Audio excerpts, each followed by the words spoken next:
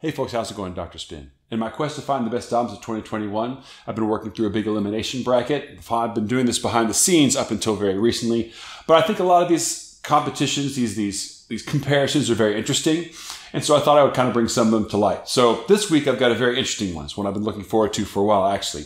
On this side I've got Burnham's Inside, the soundtrack and music from the Netflix special, and then on this side I've got You Can't Do That on Stage Anymore, Volume 5, Frank Zappa's early 90s release from this series. So, of course, you know anything about me, you know that I'm a really big Frank Zappa fan.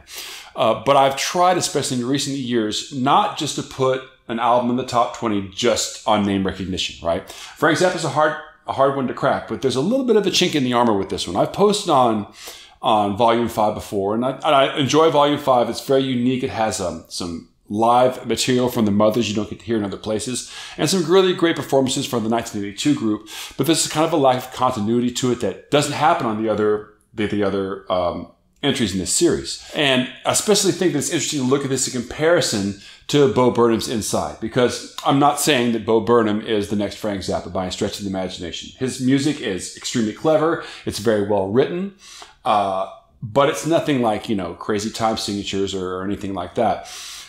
There is a sort of eclectic quality to it that is shared with Frank Zappa. There's also some really heavy kind of quick edits that happen in the movie that is sort of a detriment to this recording because sometimes songs just stop.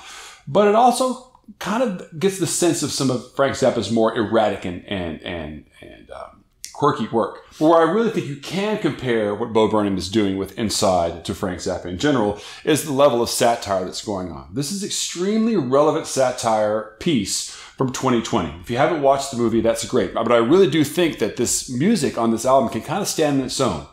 And the satire that it lays out against, climate change and lockdown for 2020 and the just general feeling of hopelessness, I think that a certain generation of people feel with the way the contemporary society is really super topical and very of the time. So in a way, and I would almost argue that the satire that Burnham has on Inside is kind of equal to the satire that Frank Zappa was getting at in the early 80s. Of course, his is no longer topical. It's very of that time. So on that basis, partially, I'm going to go with Burnham's Inside. Also, I think overall, this is something that's, I love these songs. They emotionally move me very often. This is a comedy album with music that kind of stands on its own. So I think the statement that it makes, and I think the craft that goes into it is great. I also have been kind of hawking this theory that it would be really cool if Burnham got the Zappa band, the current Zappa band that's got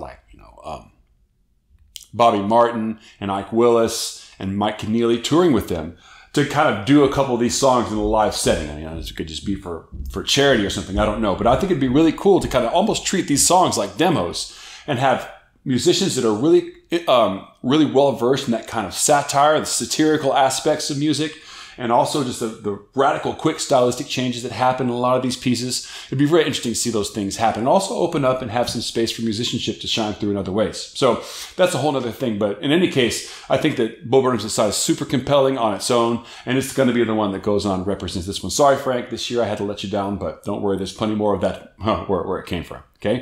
If you're curious about this, or you even want to find out for yourself after this video, I'm going to put clips up, both a clip up from Burnham and also from Frank Zappa. The second disc of this Frank Zappa set features the 1982 group, which has a lot of members that ended up being involved with the current Zappa band that's out on tour right now. So I'm going to put an example from that second side of the disc. You can kind of get an idea of where I'm coming from that. And if you don't agree, please sound off below. Let me know what you think. If there's something that gets totally ruled out, there may be ways for me to work them back in and give things a second chance as we get closer to the top 20. So sound off and let me know. And if you're interested in seeing more of these, please like and subscribe and share this video out with your friends.